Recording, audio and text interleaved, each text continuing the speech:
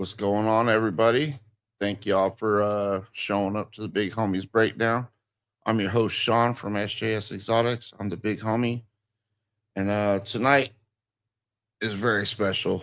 The guest we have tonight is someone who's been very instrumental, actually, in the way I handle my breeding for my ball pythons.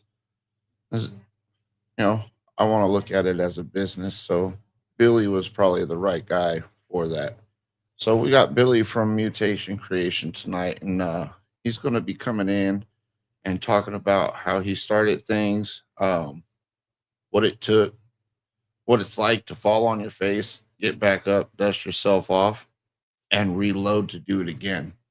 So this man has given me a lot of inspiration just from his story, how he started, what happened. Um, as you guys will find out tonight, pretty pretty inspirational person. He's also very well known for his asphalt and freeway stuff. I mean, asphalt, as he calls it. Let's go ahead and hit this chat real quick and see how everybody's doing tonight before we bring Billy out. Hey, Kat, thank you. Appreciate you. What's going on, Mike? Appreciate you showing up. Mitzi, what's going on, Mitzi? Let's see. Benjamin Banger Payne NZ. Oh, that's my buddy from New Zealand. What's up, Benji? How's it going?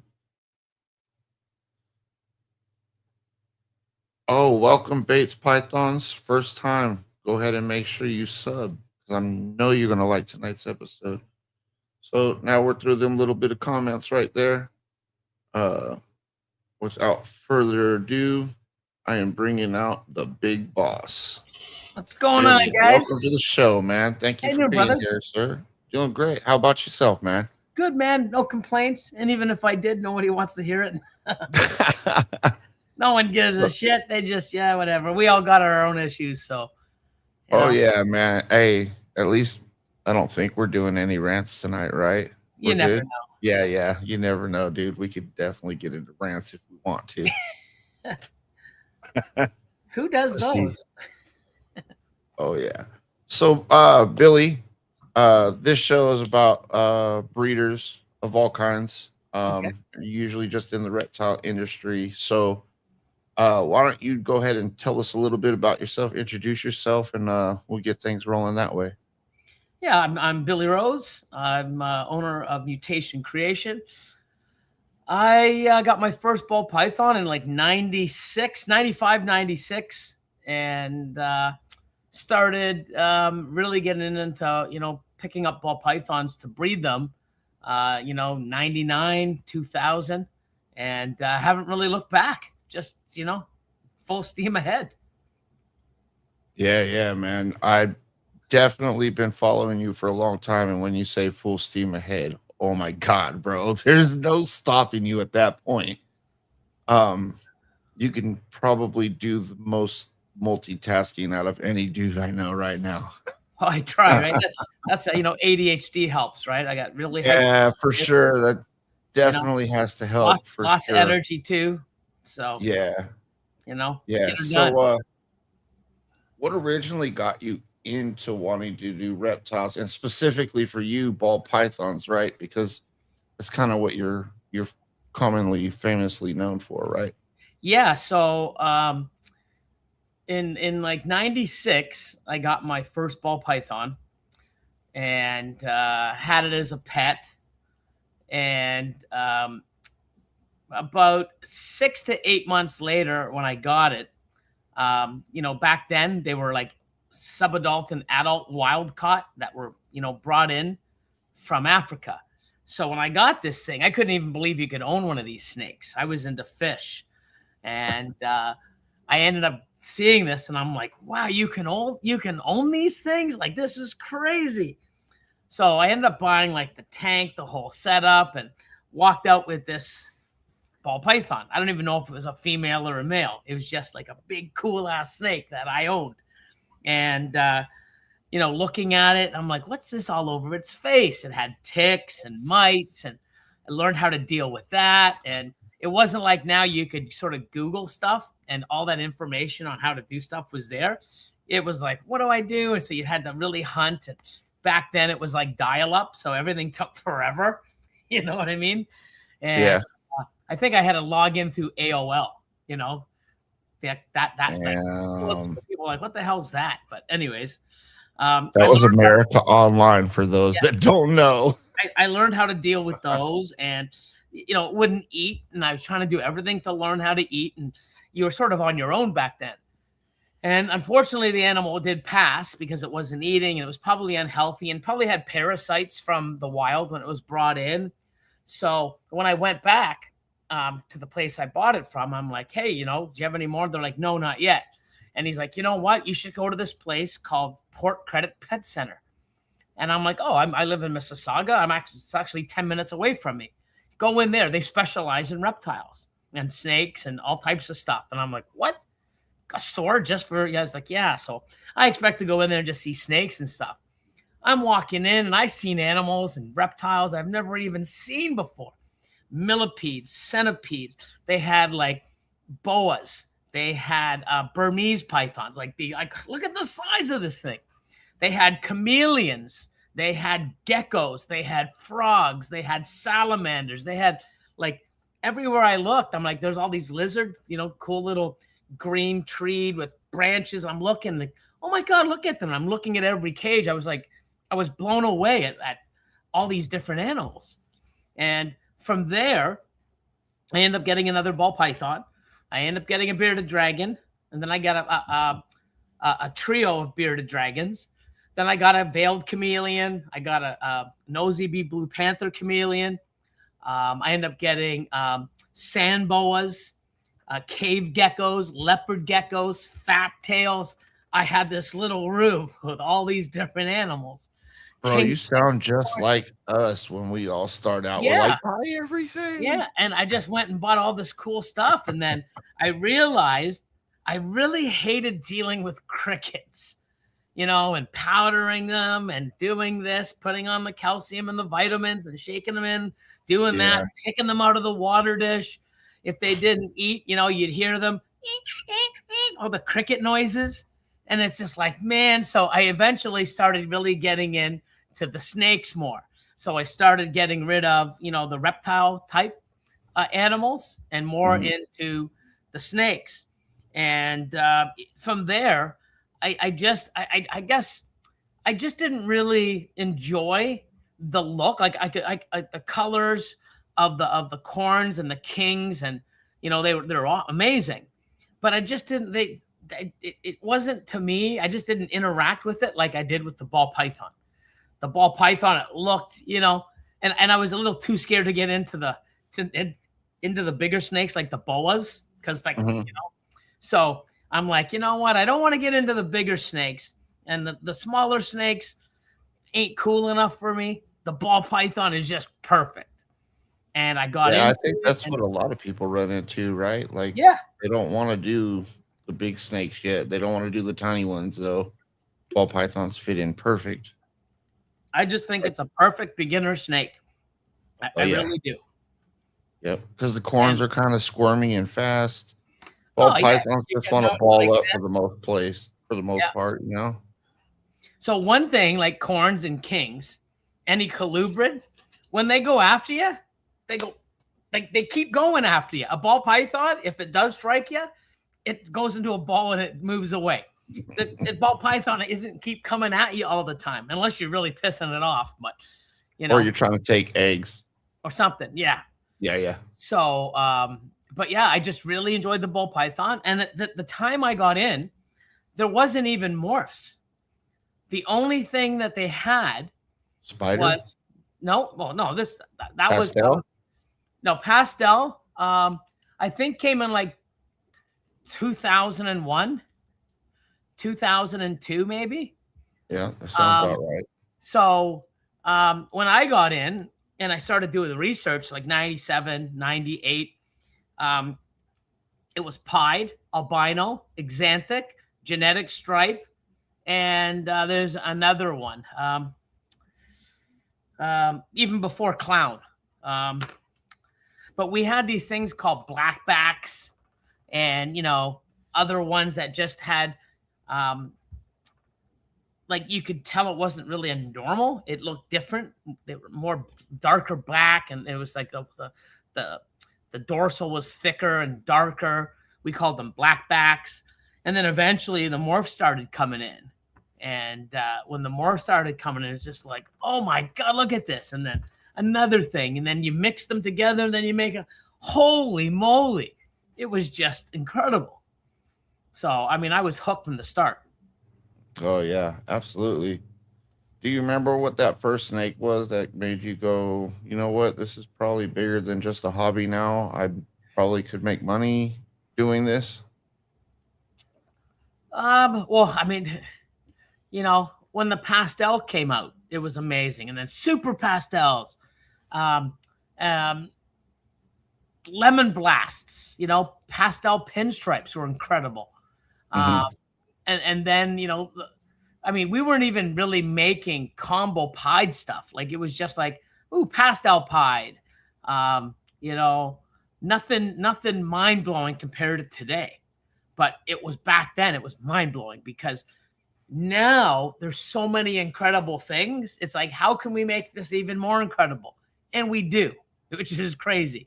Back then, it was like, wow, you got 3 or 4 genes, and then wow, then another gene, and it kept exponentially growing to, we will never see every single combo ever in our lifetimes. There's It's no way. There's too many of them. it's incredible. And There's then just way too many of them. and then you start adding like a double recessive to all those combos, and then the triples, and it's inevitable. There's no no, not inevitable. Inevitable, not The snap. it's there's no end to the possibilities. It's incredible. Oh yeah, I love the fact that there's endless possibilities. Like, I've got Arroyo in my collection. The best I could do is a pastel Arroyo, possibly yellow belly for the male. Like, nobody else is really working with it. It's old as dirt, but you know what? I love what it does in champagne. I love what it's doing in some of these other things. And as soon as I get it into that clown pie boy I was telling you backstage about, Mm-hmm. oh, it's gonna be over for me. Yeah, there's a I lot mean, of that's a milestone, right? Because that's the whole project. I'm putting him into it. yeah, there's a lot of genes that just get like pushed to the side because people just are chasing something else or something new or something different. And Right. that's like one thing is I've had freeways now since 2009. So this is my 17th year with freeways, and they'll probably always be a staple here. I love my freeways. I love the super asphalt stuff. I love what it's doing in the clown and other combos. So, But all right, so I gotta stop you there, man. Tell me about this asphalt or asphalt as you call. Why is it asphalt and not asphalt? we go asphalt. Okay. It's between us and the Australians. It's just to say it's just how we pronounce it. Okay. And it's weird because I when I look at it, I see how it's spelt, but it's not how we say it here, right? Yeah, It's dude. just I remember looking for my first asphalt, and I was like, "Hey, you got any asphalt?" And he's like, "What the yeah, heck's that, dude?" And I'm like, asphalt.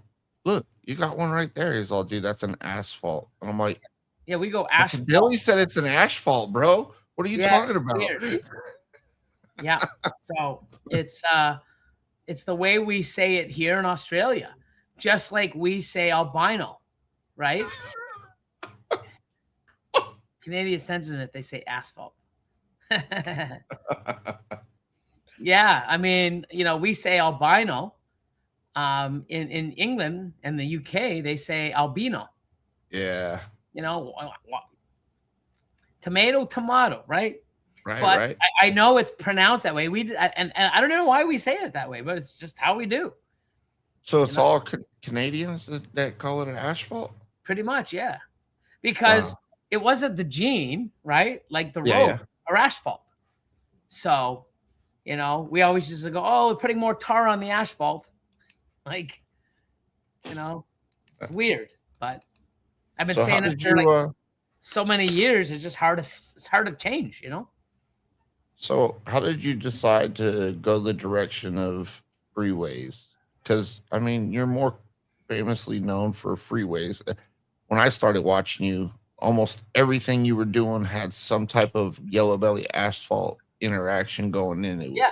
So I got my first one in 2009, and I just loved what it did. I sold all my super stripe stuff and some other um, animals. Back then, I sold my black exanthic male um, to fund to get my very first Freeway.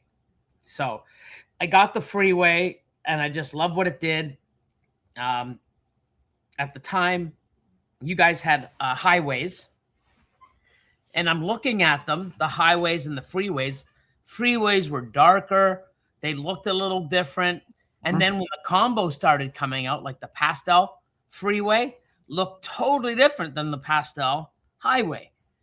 Right. So we were calling them highways in Canada up until 2000, and I'm going to say 11, 2012.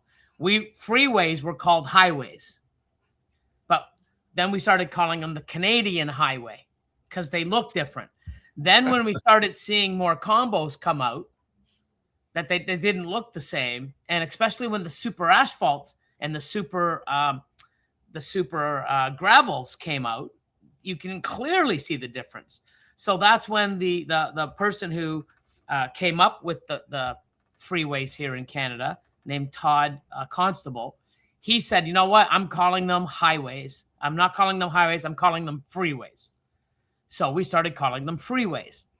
And I remember in 2013, I bought his whole collection off of him. I bought all the original stock that came from the wild of Africa. I bought all of his breeders because every year I'm spending like $20,000-$30,000 with this guy, buying one or two of these animals. Oh my God. Oh my God. Like, wow, I need that. And I was just setting up because I love what they did. So I just ended up buying him out. And from there, just seeing the combos. And I remember trying to sell it in like 2014 and stuff when I was starting to make my own, when I had his collection and all my stuff growing up. I was actually making them, and I would calling guys in the States, and they're like, "Nah, dude, like we got so much of it down here." I'm like, "You got hardly any freeway. It's fucking highway, Billy." I'm like, "It's not. It's different." And they're like, "It's the same shit." I'm like, "Okay, but I see the difference." So, and I'm glad I Yeah, didn't that just had me confused for a while when I first started too. I was like, "Oh, I don't know the difference." They're telling me that's a highway. I don't know what it is. I know Billy makes it with the asphalt and the yellow belly. Yeah, It's so I a mean they're highway. very similar, but just it's a Yeah. different palette, and the supers look totally different. So, um, I just worked the one project. I didn't want to work gravel or highway into my projects, so there were a few collections that I purchased, and they had some gravel and freeway. I would sell them. I mean, a highway. I would sell those right away because I didn't want to get into having two different lines and confusing them or mixing them up. Yeah, that could happen. That happens So a lot actually. I just stuck with the freeway and kept going and haven't looked back. And I'm still making some stuff. Like last year, I hit the world's first special freeway monsoon. So this year, Mm. I should be hitting super asphalt monsoons. So Oh my I hit god, bro, I gotta see those. I gotta see those. yeah. Get with me So after the show, bro. it's just awesome. I mean, like I'm really excited, and I like monsoon, and I got a lot of stuff with freeway, and I Speaking got of monsoon, what's that? um, I said speaking of monsoon, what do you see that might be that one gene that's actually gonna be, you know how like clown has that one gene that's made for clown, like special. I kind of love special in a clown. It's kind of nice to me, Uh, anyways. well, leopard in monsoon really speckles the monsoon pattern. Not only that, if you have it with pastel, because pastel monsoon takes the sort of like sands and blasts the pattern away, wipes it away. When you have leopard, it keeps the pattern there. Because Oh I was wow, probably I was the first in the world to make a leopard monsoon, and I was the first to make a leopard pastel monsoon. And Sure. still to this day, the pastel leopard monsoon still has the pattern and looks amazing. That's crazy, man. Just there's so much to do with that monsoon gene, man. It's definitely like pinstripe where it's just overpowering, right? Like it's Yes. just super right there.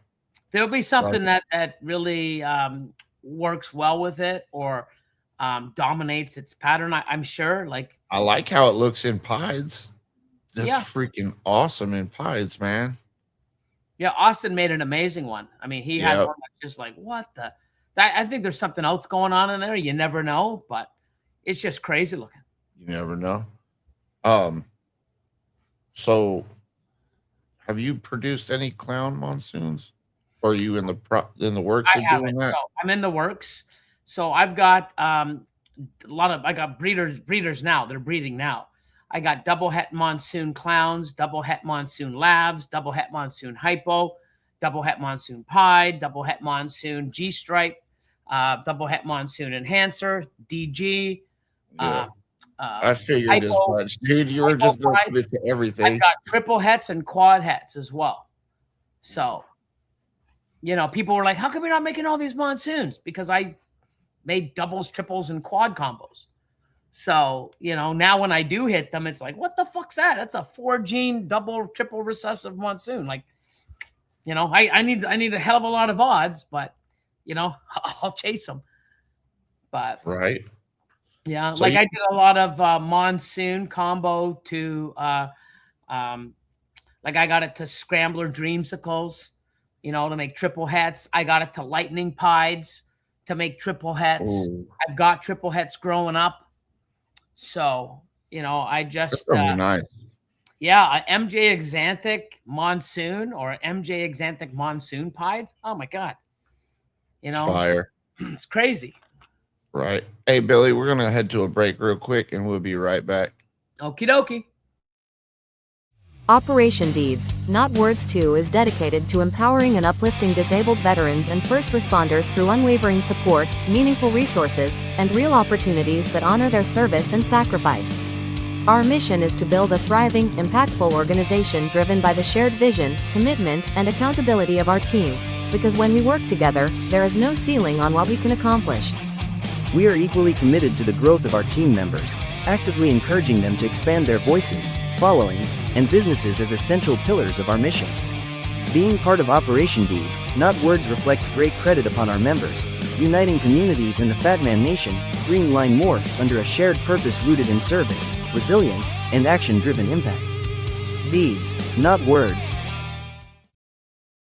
ReptileAds.com is the modern marketplace for buying and selling reptiles, amphibians, and exotic pets. Built by Purple Turtle Technologies, we're creating the most trusted platform in the industry. Join thousands of breeders and collectors on the most trusted reptile marketplace. List your animals, connect with buyers, and grow your business with Reptile Ads. Enjoy our easy access to stores as well as a genetic calculator for your convenience. Stop by and check us out today.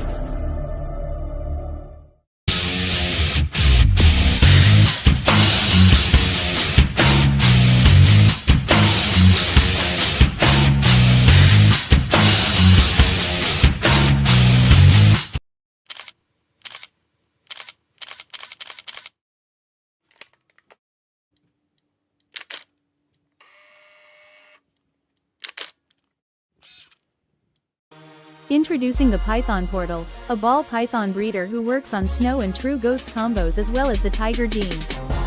We also offer many unique custom 3D printed accessories, as well as custom merch, so don't forget to stop by and check us out.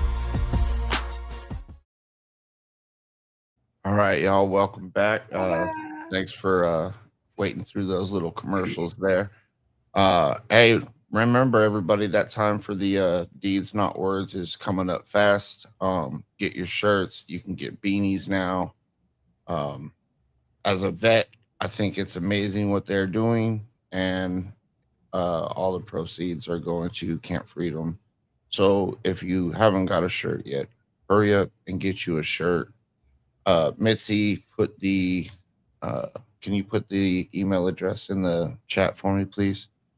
And make sure you guys go check that out. It's at fatmannation.com. It's pretty easy to remember, but we will have it in the chat just here temporarily. Hey, so Billy, welcome back. Thank you, sir. Yes. So I kind of wanted to touch on a little bit of the market now.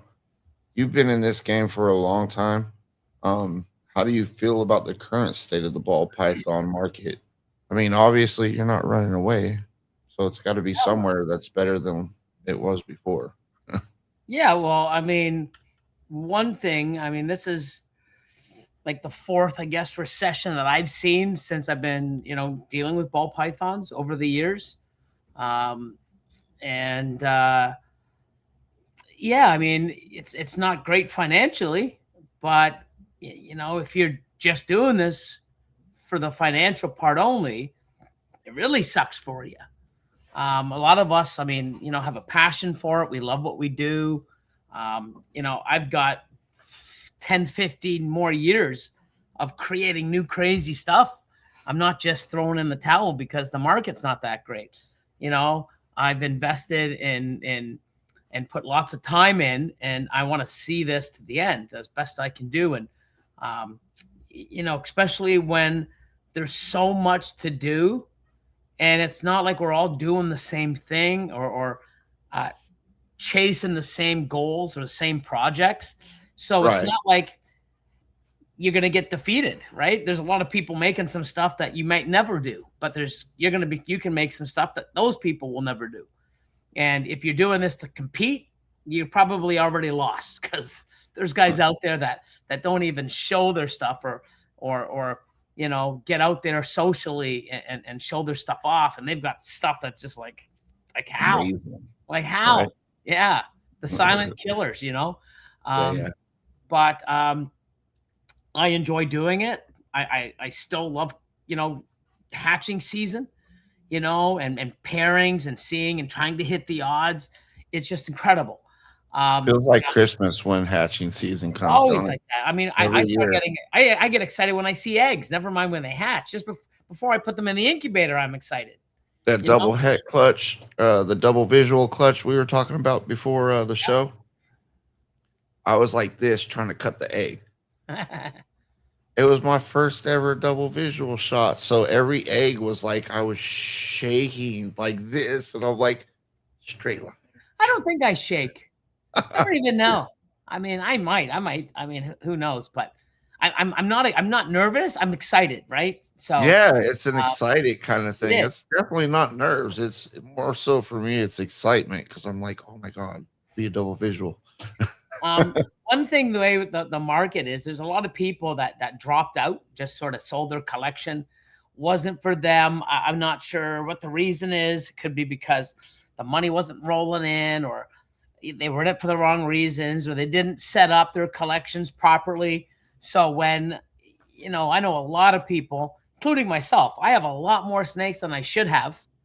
And, when the sales weren't there, I have all these mouths to feed and all this time constraints and, all this racking and overhead.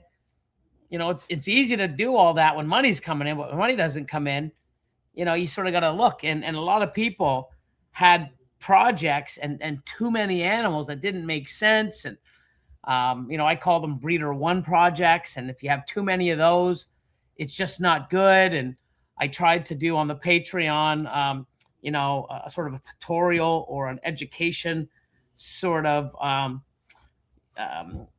like, what was it, like a presentation, and I know what it's like. I had my collection broke down by that, man. I was one of you're the one of first the, yeah. groups that did it. Yeah. And Yeah. you know, people sort of took it and goes, oh, this makes sense. Yeah. And Shopping block. they started getting rid of stuff that was, you know, very, you know, base level genes or base level breeding.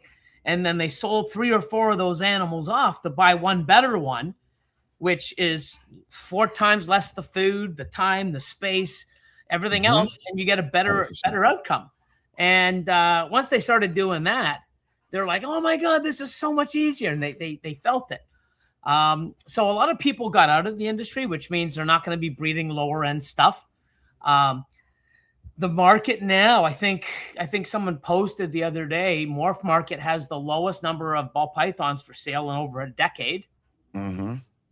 So that could be because people know not to make low end stuff or not as much. Some people that were in it got out, so that low end market isn't there.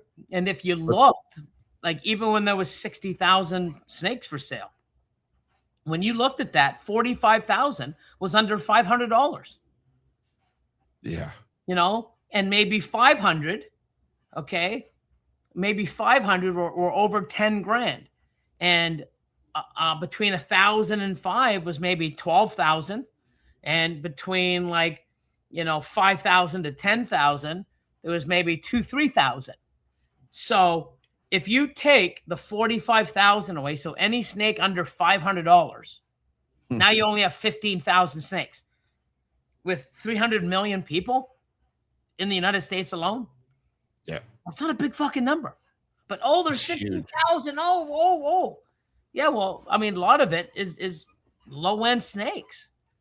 And that's the thing. If you have a collection that can only make low end snakes, you're going to be sitting there and putting animals in a pool of 45,000 other snakes.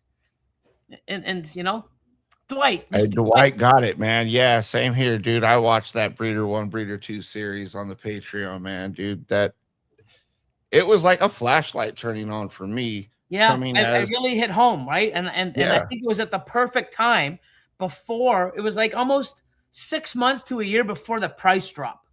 You know, so you guys were selling those animals. I'm like, you know what? He's never steered me wrong. Like, it makes sense. Let me sell some of these low end stuff. And when they did, you still got decent money. And, you know, then most people went out and bought, you know, better upgraded, even yourself, upgraded the genetics. And anytime you want your people to chop the new collection, I'm ready again. But it was just awesome. And I'm glad that I was able to put what I know and what's in my head and put it to something where I keep saying it, but people aren't understanding, or it's going in one ear and out the other, or they're not listening to what I'm saying because they're too busy chatting in the chat.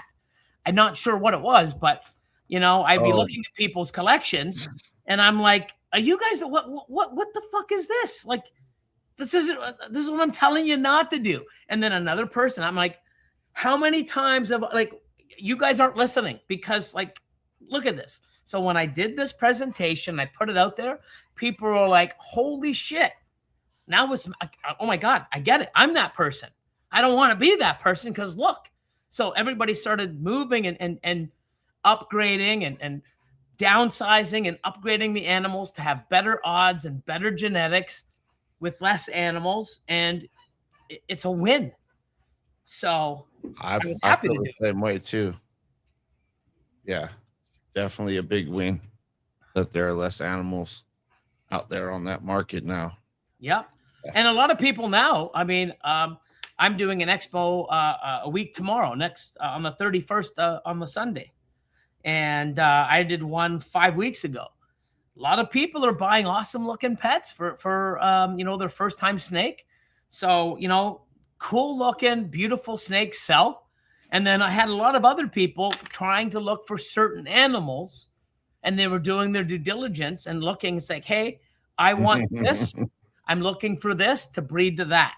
So people were actually, excited about breeding or looking for the right animals.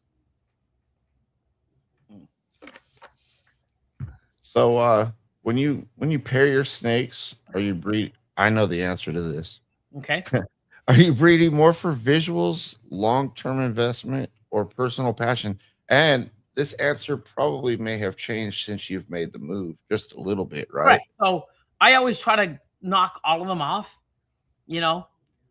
So I think 2004, 2000, and a bit of 2005, I was making stuff for the future, triples, quads, quints, just trying to take all these powerful genes and make, get other genetics and make more triples, quads, and quints and, hold them back.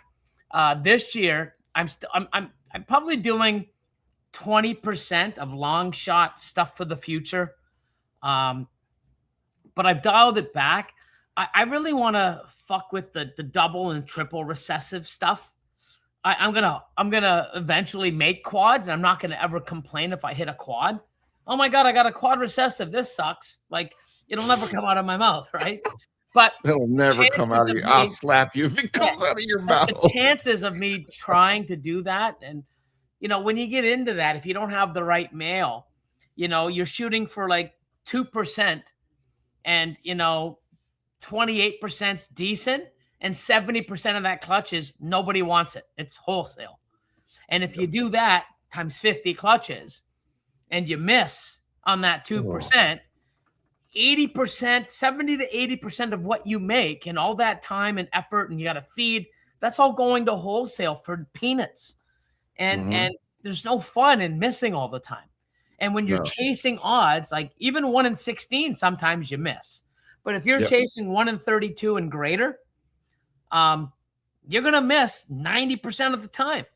And the more genes that are involved, the more chances you have to miss. It's crazy. So I want to go back to making beautiful, cool snakes, right? And then I also want to upgrade my stock so that my chances are 25 to 50% hitting the gold, and 25 to 50% of what I create is going to go to wholesale, right? So I'm trying to shift those numbers where stronger, better genetics with better odds compared to the long shots.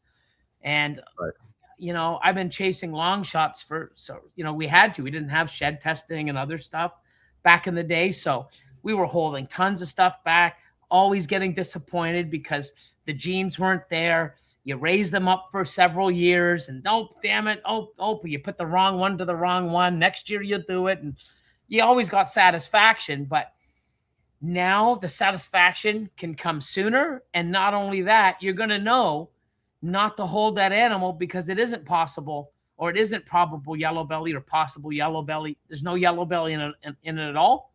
Get rid of it because it's no good for your projects, because you need the yellow belly in that animal. So you sell it. So it'll save you time, money, and a lot of disappointment down the road. Absolutely. Absolutely. And you kind of touched on the next couple of questions I had. So I'm going to ask you, what's one pairing you made that completely exceeded your expectations, whether if it was this year or years past?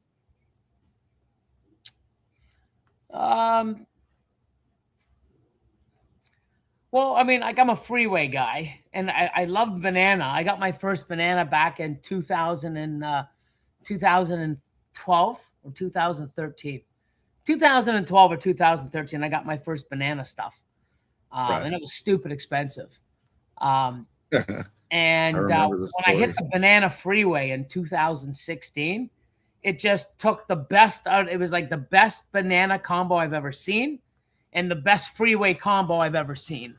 And that banana Freeway was just like two incredible genetics or combos that blew me away. But I've had a lot of other cool stuff, like even the special Freeway Monsoon is pretty cool because the monsoon pattern comes right through to the eye stripe. So the full eye stripe has the monsoon pattern. Didn't Monsoon have something tied to special anyways? Or Well, was it something else? well, no, I mean, it's not tied. I mean, I have a lot of Monsoon without special. Oh, okay. But when I bought, so I bought a pastel special, which is a Mojave special. Sorry, a pastel crystal, which is a Mojave crystal is a Mojave special. And I bought a pastel Mojave special breeder male in 2010. That was the very first het monsoon known to the planet, and nobody knew. So he sold me the very first het monsoon on Earth and didn't even know. And the same year you didn't even know it. I didn't know it until 2018, right? And thank God I hoard a lot of animals, and I was holding all these animals with all these crazy patterns. And I'm like, this is a Mojave, and this is a Mojave too. This one's crazy. I'm holding this one back.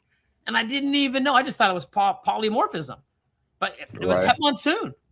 And now looking back, I'm like, oh my God, how did I not see this pattern? Because I really wasn't looking, you know? And I wasn't that guy. It's like, wow, this looks different. It's got to be a new gene.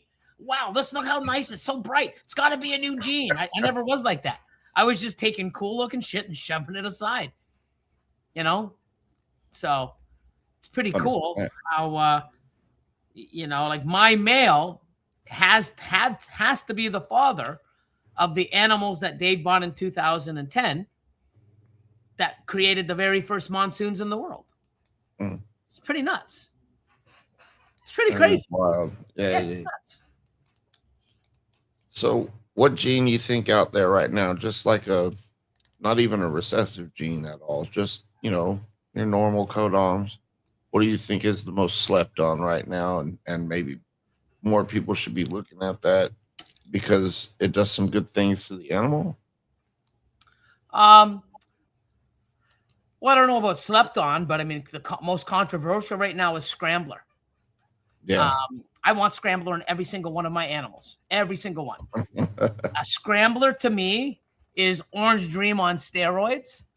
Yes. And it does more than Orange Dream ever did. Right. It's Orange Dream and Pied. If you take an Orange Dream and you put it to Pied, makes the Pied a little nicer. Yeah, yeah.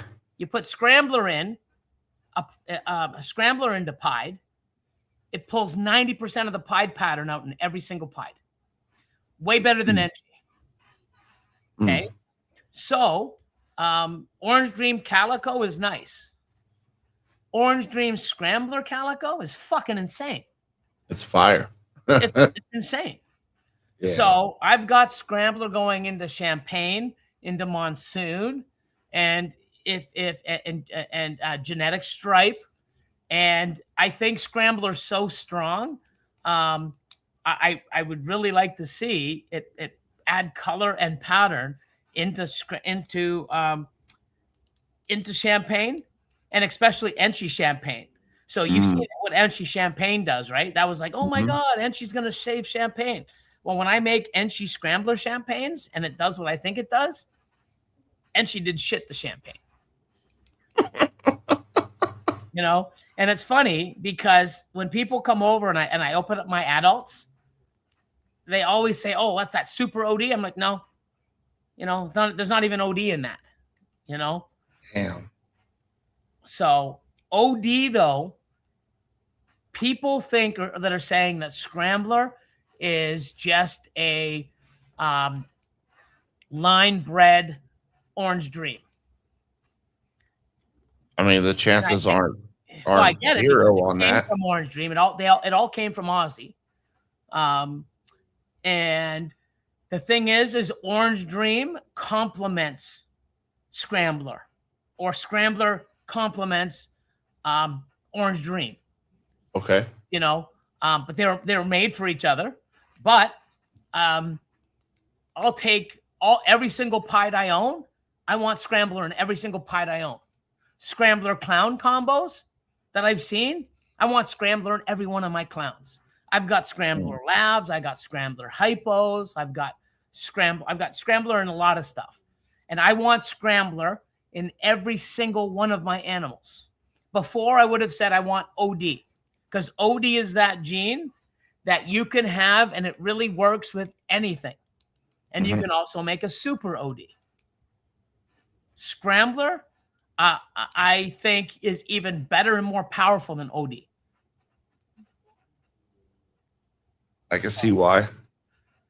I've got animals downstairs that, you know, I look and so say I have like a,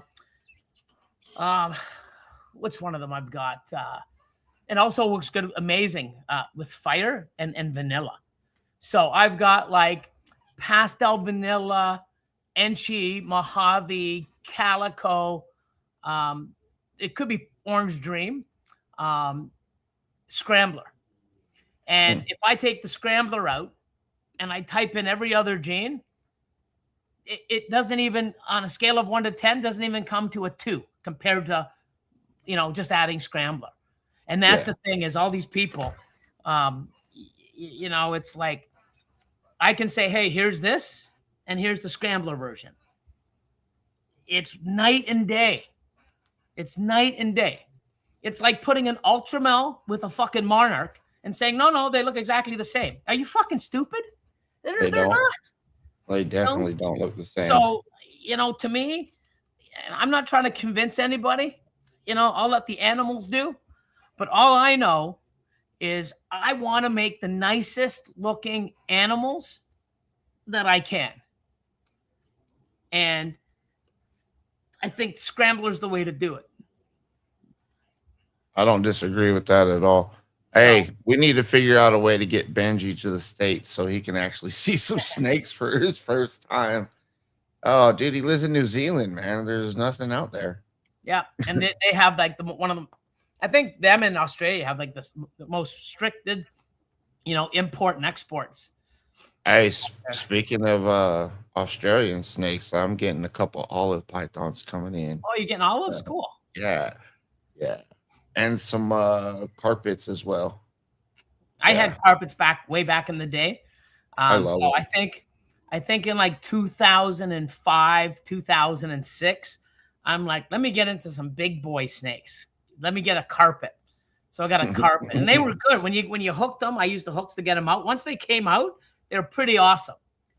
Yeah, they're quite nippy in their own environment, but never go stick your hand. It's not like a ball python, right? So, you know, I would get them out and bring them out, and they're, you know, but it's definitely not a beginner snake. No, definitely not. Yeah, but they are amazing. But if you work with them as babies, like as a hatchling, and you work with them at least daily, they'll just get used to you as not being somebody trying to eat them. But yeah, that's the thing, right? Like, you know, end of the day, I want my snakes to be different and better looking than everyone else's. That's what we do. We want to make great snakes. Yep. And I've seen 3 gene, 4 gene. I've been making them for years. And then I add this thing called Scrambler, and it fucking blows me away. It's the exact same thing, right? And it blows me away. I'm like, wow. And if I can blow myself away by, you know, making animals that I've always made, but turning up you know, 20, 30%, like, wow. Turn it up a super notch. Yeah. And people think 100%. It's only linked. Oh, it's only linked to OD or Calico. I've got more of it. I've got less Scrambler OD than everyone else, because I didn't know I was breeding it to everything. I've got 5 or 6 breeder Scrambler dreamsicles. No OD in it. But I'll tell you, my dreamsicles look fucking 10 times better than anyone else's. You know, it's brighter, the pattern's there, you know, less white. But I want to have my snakes that I'm making next level. And I really believe Scrambler's going to do it, because everything I've made with Scrambler, I have not been disappointed. When you add OD and fire, it even turns the notch up even higher. It's crazy. Tell them, Billy. And when you breed Scrambler to OD, it makes to me a nicer super OD. Okay.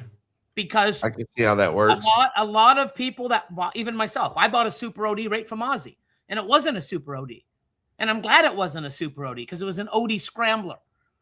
Because I'm wondering why I'm not making ODs in every animal. Because it wasn't Super OD. No, it was an OD scrambler. And I'm glad because the stuff that I've been making, I'm just like, wow, this is so nice. Like, wow. Like, but it wasn't a Super OD. And, the very first, Mark Mandick, he bought the very first. So Ozzy made 2 Fire Super Orange Dreams back in 2011, 2012. Right. Ozzy kept one. Mark bought the other one. I think he said he paid $11,500. Started breeding it. It wasn't a super. Oh, it was a Super OD, but it was a Super OD scrambler because his OD stuff, and that's how he got it. He got scrambler when he bought a snake from Ozzy as a Super OD. Mm. It's tough to see, especially when you don't know what you're looking for. And I've been producing them for like 5 years. 6 years before I realized what the hell I had. I was just calling it my new gene. So I'm excited about it. But another thing that I think is really cool is paint. I've got, some Freeway super asphalt paint stuff coming in maybe next year, the year after. I'm doing some breeding loans with some guys. I think it's pretty cool. I was looking at Limey. He has some crazy, paint stuff. And I'm like, wow, like hypo paint combos are awesome. And, Antoine from DPR and other people have made some crazy, paint clown stuff. And I'm like, oh my God. So that's something I'm dibbling and dabbling in. Are you going to put your scrambler into that? Of course. 100%. Of course. Yeah. So what scrambler is, what I've been noticing, it looks like an Enchi OD sort of combo mix, right? So if you took an Enchi and an OD and put it together, you'd make an Enchi OD. A scrambler is like both those genes, but more subtle. But when you add scrambler, so the Enchi OD look to Orange Dream, it pops. When you add it Fire and Yellow Belly and it man, I've got it in cinnamon, I've got it in Mojave, I've got probably 13 or 14 different genes in it. And I've got some of the craziest asphalts. I've made asphalts for 12 years. And I'll tell you, my scrambler asphalts, best fucking asphalts I've ever made. Any super asphalts in that scrambler yet? Oh yeah, I've made them. I sold them. I mean, I sold. So I have a guy that 3 years ago, his first snake he ever bought, he came to my table at the CRB and goes, "This is fucking beautiful. What is it?" And I had it labeled as an OD Calico Super Asphalt. It was a male. I had 5,500 on it. And he's like, "What's the best you'll do?" And I'm like, "It's the only one I got." Actually, no, I had 2 because I had one.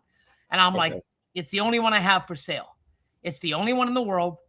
And I'll do 5. So he thought about it, came back, gave me $5,000 for it. He bred it this year. And he's like, "Dude, look at these fucking things. What the fuck?" And I'm like, "Oh my God, you got scrambler." And he goes, "Really?" He asked everyone else. He goes, "Yeah, everyone else says that's scrambler." So I sold him an OD Calico Scrambler Super Asphalt. The baby he's made, fucking mind blowing. And I'm like, fuck, and of course I don't have the original male because I used it for 2 years and sold it like a moron. And now I know that I have scrambler. So now I'm looking, like, damn. But I sold Craig, shout out to Bash Coder. I sold him and I went back, started like, oh my God, what else did I make? And then I typed up and I found all the pairings and I found the IDs, went on Morph Market and I typed up things that I sold as Calico. Okay. And then I went and did Calico and all this stuff. I'm like, yeah, that's Calico. That isn't Calico. That's Scrambler. That isn't calico, that's scrambler. So I call people up. I'm like, hey, man, I just want to let you know that animal I sold you isn't calico. I mis-ID'd it. It's scrambler. And they're like, what? They were even happier. And of course. So Craig has an adult female that is an orange dream. It could be calico, but it's tough to say with the scrambler because calico in Freeway doesn't really do that like what you expect calico to do. But I labeled it and sold it to him as an OD Calico Super Asphalt. But there's definitely scrambler in it because it's incredible looking. It aged way better than the ones that don't have scrambler. And the pattern is, now that you see it, it's like, fuck, how did I not know? Why did I not know? I was just thinking I was making these incredibly beautiful snakes.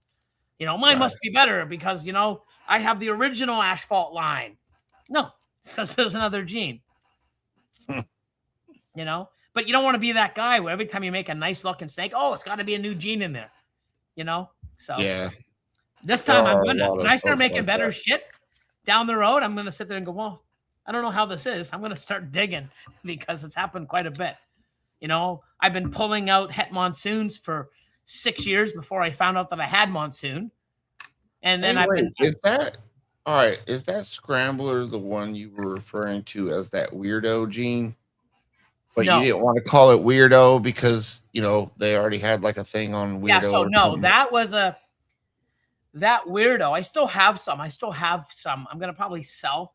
I kept a lot of females. I'm going to try it one more time or I'm going to take some females and put it into something else because the pattern it's really weird. But no, weirdo is when I bought a collection in 2013 and I'm unbagging the snakes and putting the labels on, and next thing you know, it's like weirdo 2, weirdo het ghost. And I'm like, what the fuck's a weirdo?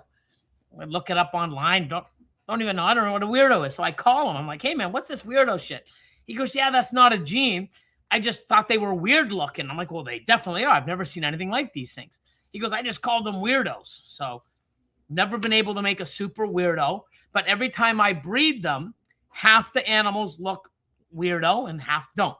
They just look like a normal, and the other ones look like almost het tri-stripe stuff. Like all the saddles are blended. The neck saddle is bled together like 8-9 inches, and they're really weird and gold and dark. So, but no, that has nothing to do with my new gene. So if you ever go back to like 2017, 18, 19 in my videos, I'd always say my new gene. And I said way back then, my new gene looks like an orange dream Enchi, but more subtle. Yeah. And when Mark Mandic came out 3 years after that and said, hey, this is sort of like, what a scrambler looks like. Here's what it interacts. Here's all these different interactions. And I saw it and I'm like, holy shit, that's my new gene. And then I started showing other people and bringing them to the show. And everybody walks up and is like, yeah, that's scrambler. That's scrambler. Yeah, that's scrambler. And I sold some of this, animals off to other people locally, as new gene, right? Like I said, I'm just going to sell it to you for what, here's the dreamsicle. I think is a new gene because it looks crazy. Here, I'll sell it to you as a dreamsicle. And then they started making stuff and showing people, and they're like, yeah, that's scrambler, and that's scrambler, that's not scrambler. So obviously the male scrambler. So, but it's pretty crazy. But, with the stuff that's already out there that some guys are making with scrambler, it's incredible. Chris Hernan, Mark Mandic, I mean, it's incredible. Other people are into it. I'm into it, but I'm going to just let my animals speak for myself. You go, even if nobody wants to buy the scramblers, okay? Scrambler, everybody wants to have a test, and without a test, it's not real. It's so fucking stupid, right? Like 30 fucking years of ball pythons, we've never had tests, and we were able to ID animals and see how it works and interacts with our eyeballs, but no one, okay, it is what it is. So say what? Guess what? Scrambler does not exist. We don't find it. Nobody believes in it. Cool. Then I will sell my Orange Dream Yellow Belly Pieds that have scrambler, but I can't use the word scrambler anymore. I'll put them on Morph Market, and they will sell 10 times faster than all you other fuckers orange dream yellow belly pies, because mine is all fucking crazy, twice as bright, full patterned. So you don't want to believe in Scrambler? Cool. All my Scrambler animals will sell all before all your shit. Hey folks, So, he's on a I'm not on a roll, rant. man. Like, He's on a roll. you know, it's like, you know, people, oh, I can't see the difference. And you need fucking glasses. Like, you know, it's crazy. So I love it. That's why I'm working it. I'm going to put it in every single fucking animal I own. Every single one. So It shouldn't be a reason why not, right? I mean, I've never been disappointed with a Scrambler combo, ever. And to me, everybody's like, Orange Dream is the go-to. Scrambler is. And when you put Odie and Scrambler, best combination. Yeah, I love Orange Dream, Super Orange Dream.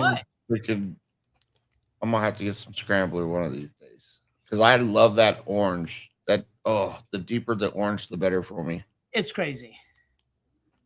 So, you know, when people, oh, look at my orange Mandarin, my Mandarin hypo, and I have a Scrambler Mandarin hypo, you won't even say Mandarin hypo ever again, because it'll be next level.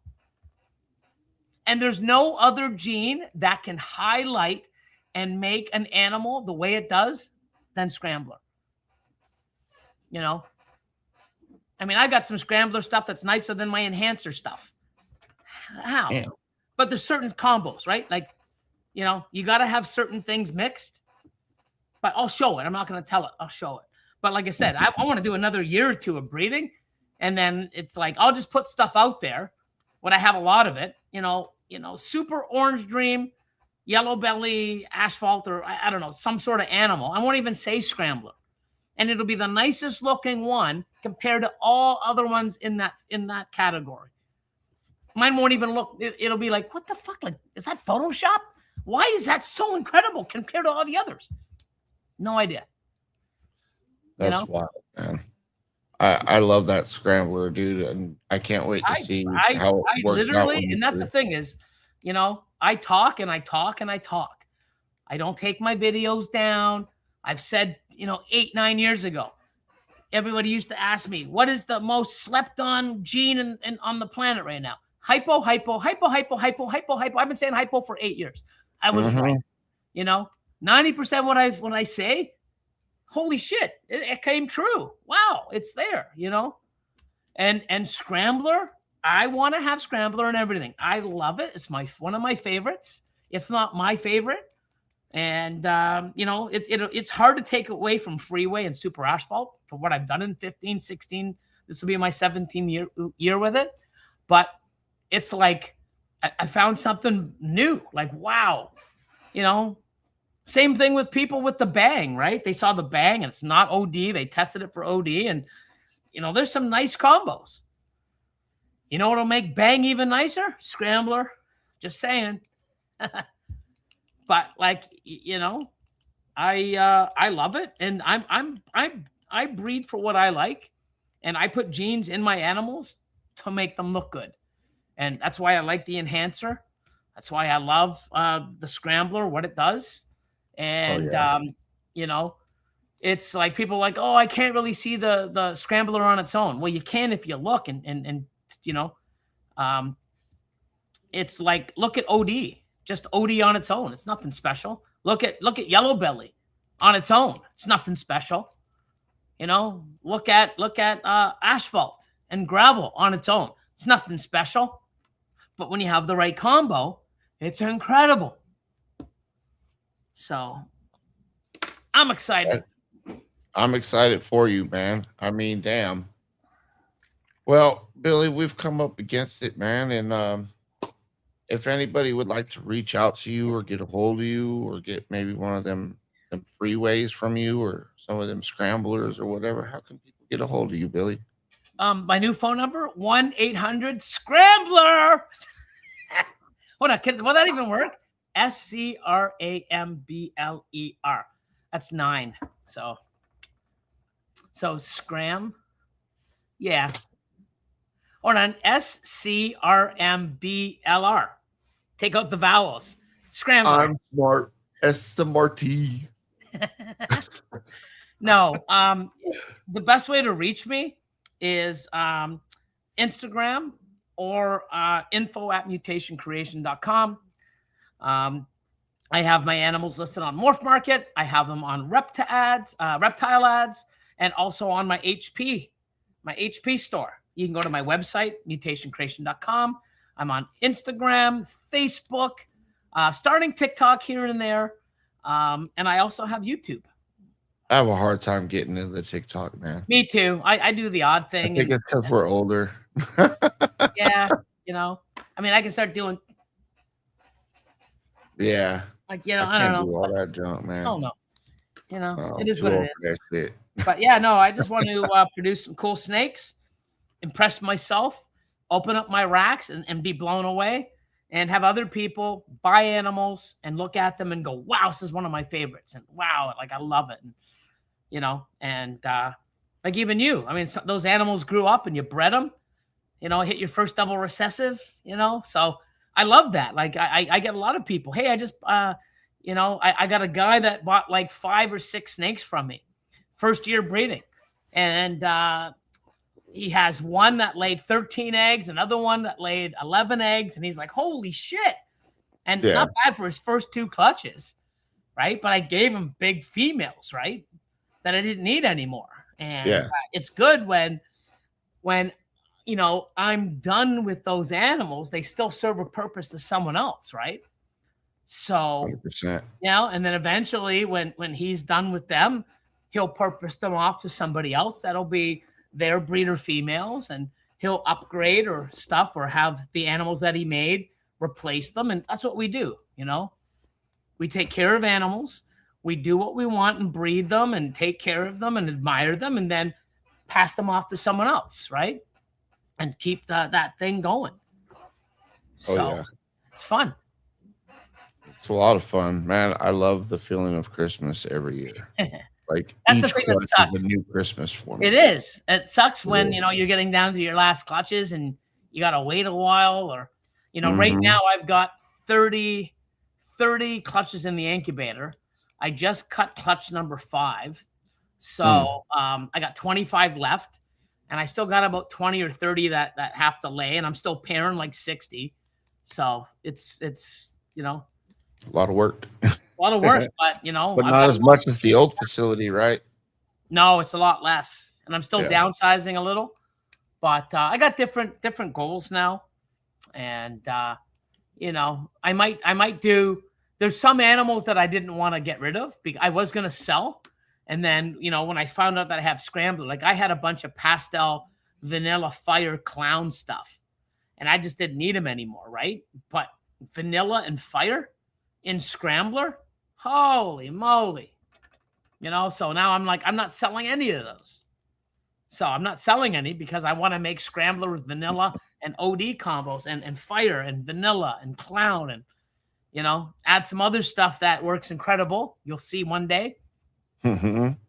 So I'm sure we will see one day. Oh, I'm going to be on you until you let me see it, bro. I'm going to post stuff up and people go, oh my God, what is that? I'm like, not even going to bother. I'm not even going to say, just, cool shit that I'm going to make more of. But thanks for having me, my man. Man, it was an honor to have you on the show tonight, Billy. I'm glad you see you. I've come a long way just from what you taught me, man. I'm glad. I'm glad. I remember we used to talk on the phone a couple nights a week, and I'd be like, dude, what are you doing? No, get rid of this. Get rid of that. You don't need that. Do homework.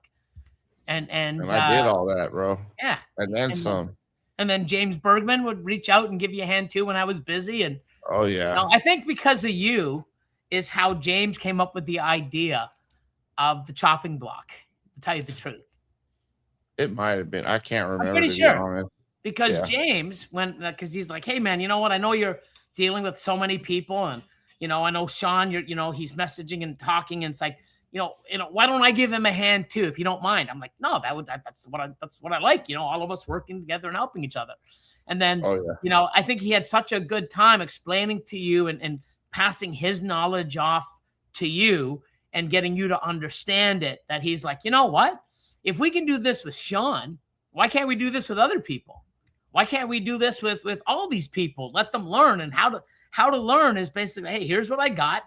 What do I do with it? And all these people were giving us different, I would do this, I would do that. What do you want to do? But at the end of the day, the people on the chopping block was like, wow, I got a lot of info. I can do, I only thought I could do this. Now I can do this. I got to choose one and see what one I like. And there's a lot of stuff that I have that I was just trying to find a place because I have it, but I don't really want it. Then get rid of the fucking thing. And I think that's what we really did. We were all honest and open, and everybody on the chopping block took the criticism well. And it was like, man, yeah, you know what? Hey, because the heat came down on everybody, man. The heat came down on everybody. Yeah. Yeah. We all do. And you know, your Patreon, man, it's more geared towards the person that wants to be really involved in the business. Like, you could watch it and be a hobbyist at the same time and learn how to do better projects for your hobbyist part. But for the most part, man, it's a lot of business stuff. At least that's what I learned from it. You know, I mean, there's, you know, like, I'm still learning shit all the time. And I always want to learn and change and do things.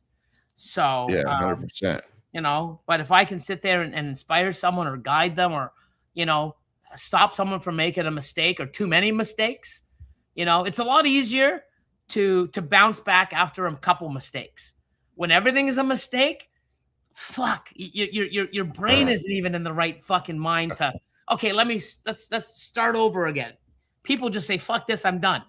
You know, that's why, like, you know, if you catch someone early enough and teach them the right way or guide them or open their eyes up to different avenues where they could go look and choose for themselves, it's a lot easier, right? You know? 100% easier. 100%. But I'm glad I can help and see where I remember where you started and I see where you are now, man. And I love it. Thank you, man. I appreciate it, man. You're kind of like my mentor, my early mentor to the game. That's it, man. I'm glad I could be, right? And I've done that with many people, and you know, people are still with me to this day. Some people go and come back and do. Dude, I didn't even know what the hell a project was, bro. I was like, a project? What? I don't live in the What are you talking about? What project? Because you asked me, what's your project? And I'm like, I'm just breeding all kinds of shit. Yeah, and that's the thing. You got to be focused. You got to have an idea. You gotta set a goal and go after it. Yep. So. But I'm glad you listened and learned, but I'm pretty sure I would bet that you were the one that gave James the idea to call me and say, you know what we did with Sean, we can do that with everybody in our group. We'll call it the chopping block. Yeah, and that's how it came. So I mean, you'll always be a part of, you know, Mutation Creations Patreon and chopping block. You know, it was you, I, and James from Bergman Reptile Room that did that to create, and that's been helpful for many, many people. Yep. Hey, look, man, you want to chop me again, send me an invite. I'll send you a list. Yeah, well, we haven't done one in a while, so we should get back into it soon. But oh yeah, dude, that used to be my favorite thing. Come freaking, what was it, Fridays? Friday nights, yeah. Yeah, Friday nights, dude. Yeah. It's good times. Yeah, 100%, man. We still do them. I have my live stream tomorrow for the Q&A. We do a Q&A every 2 weeks, and then top tier chopping block every second Friday.